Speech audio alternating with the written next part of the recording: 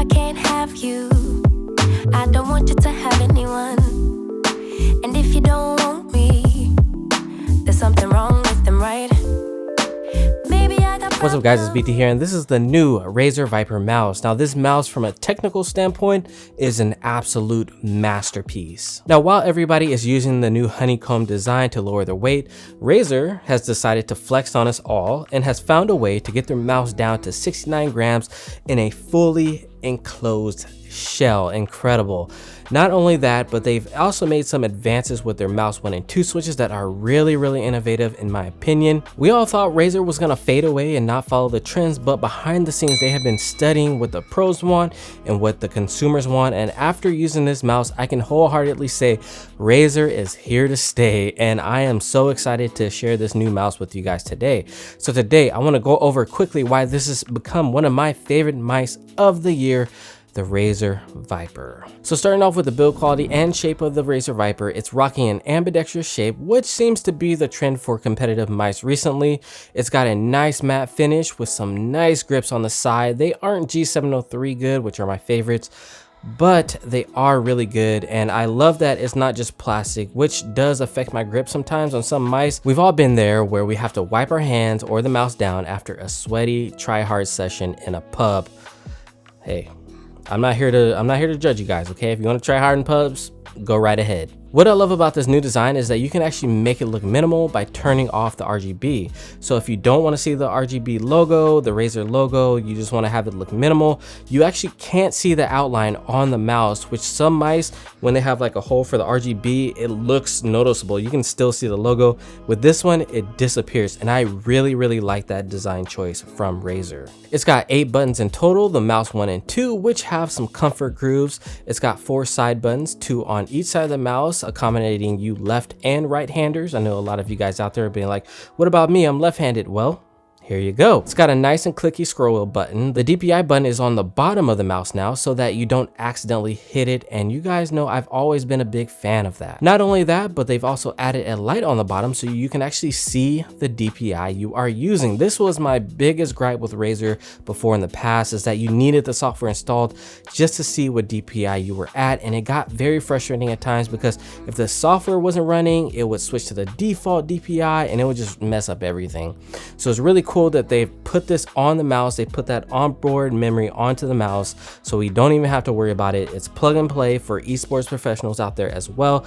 So I love the design choices, this new and improved Razer we are seeing, because they're actually listening to us and they're giving us what we want. There are 3 mouse feet on the bottom of the mouse. There's 1 at the bottom, 1 at the front, and 1 around the sensor. They glide pretty nicely on all surfaces. It's not going to be hyper glide quality, but they will give you a nice ride for sure. The weight of the mouse is 69 grams without the cord and 70 grams with a little bit of cord added. It's nice and balanced too, which I really like. There's little to no rattling. Let's do a test here.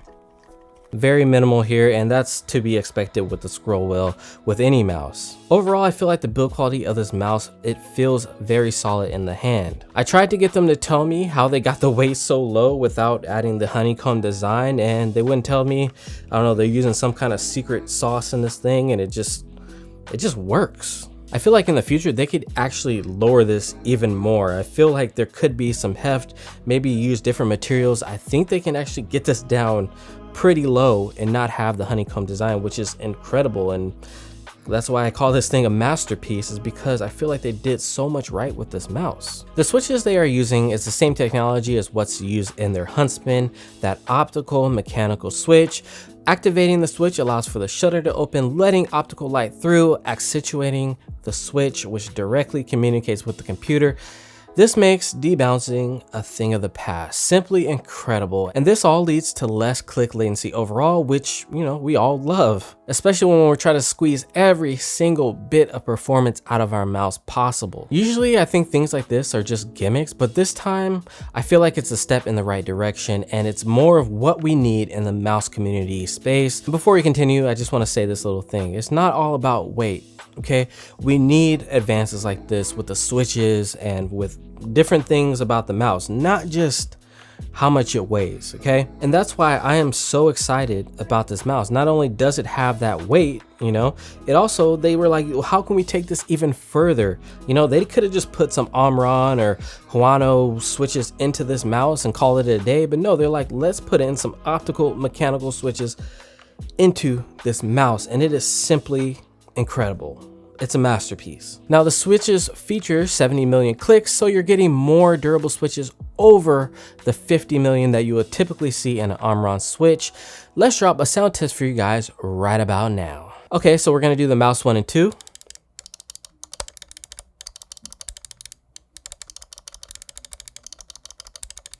Okay, we're gonna do the side buttons. Very nice and clicky.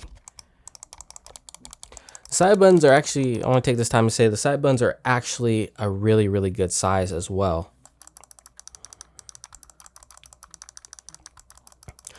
I say in comparison, they're a little bit closer. They're a little bit bigger than the glorious ones on the sides. Amazing. Here we have the scroll wheel. And then the scroll wheel button. And for those of you guys who want the DPI, I don't know, but that's the DPI button right there. And then one more time, just because we want to test these optomechanical switches right here. So nice. Oh yeah. Now the clicks are not as light as Logitech, but not as stiff as a Zowie mouse. It's somewhere in between the two. Personally, I still prefer Logitech, but I know some shooters like CS players and CSGO players, they want stiffer clicks. These are a great middle ground for a lot of people out there, whether you play CS one day, if you want to play Fortnite another day, Apex another day, it'll accommodate all of you guys. Now, since these switches are different from the typical switches you'll find in most mice these days, I would spend some time in Kovacs getting used to the way the switch reacts. Your shots will feel a little off at first until you adjust, but once you do, you can take full advantage of these new optical switches. So let's talk about grip styles a little bit. The Razer Viper is a medium-sized mouse. It has a very thin waist so that your hand feels like you're getting a good control of the mouse. There's a little bit more comfort where your pinky and your thumb goes compared to the Glorious Odin because of the little grooves in there. If you guys watched my latest G303 video, it creates a similar effect where you can get a really good control over the mouse in these areas. The butt of the mouse is nice and smoothed over. The grooves on the sides, or I call them hips, they're amazing for control for a claw grip and fingertip grip users out there. The mouse is also long enough so that if you do want to palm grip this mouse, you can definitely do that as well. 1-3-1, relaxed, palm. Yeah, all of them work here. I find the little grooves especially helpful and useful when doing tiny micro flicks. I would say that this will work for most people. I think unless you have really small hands, I'm talking like 16 by 6 or 16 by 7. I think this is going to work for most people, especially if you guys are claw grip or fingertip grip users out there. You guys are really going to take advantage of this ambidextrous shape. It feels great in the hand. If you have bigger hands, you're going to get amazing control with this mouse. Say less. So next up, Razer has changed the cord. It has a new SpeedFlex cord that's similar to the shoelace designs that we've been seeing lately. They are very comparable to paracords. Here's a test of the cord versus the Glorious Model O. A little tighter of a weave, so you'll get a little bit of movement, but it's negligible. I can use this mouse without a bungee without issue. But if you do want to have a little bit more control over like the cord and have it not going all over the place, you can use a bungee. So this is going to be great because there's little to no drag. You can't feel this when it's on your mouse pad, and it's going to be great for you guys out there that have a low sensitivity and you guys are swiping across your entire mouse pad. Low sense problems. Am I right? It's got a built-in DPI button with a color indicator, which is amazing. So you don't have to depend on the software anymore. You can set the DPIs in the software along with the RGB settings of this mouse. You can have it linked with your Philips Hues and all that good stuff with the Razer Synapse software. And now that they actually let you have it on board now, I'm actually warming up to the software because I don't have to be dependent on it. It's not gonna mess up on me all the time. So thank you, Razer. Thank you.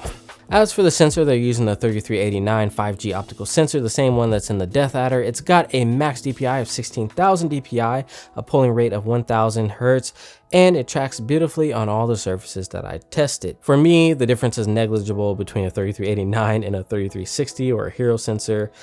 They all feel very, very similar. When you pick up this mouse, you are going to feel like you're right at home. I tested it on some of the most popular mouse pads currently, the Artisan Shinnkai, the Raiden, the Davina GSR SE, and the Glide 38. The Davina GSR SE was very, very slow. So if you're a person that likes control, you like having that stopping power, the GSR SE from Davina is gonna be the one for you with this mouse.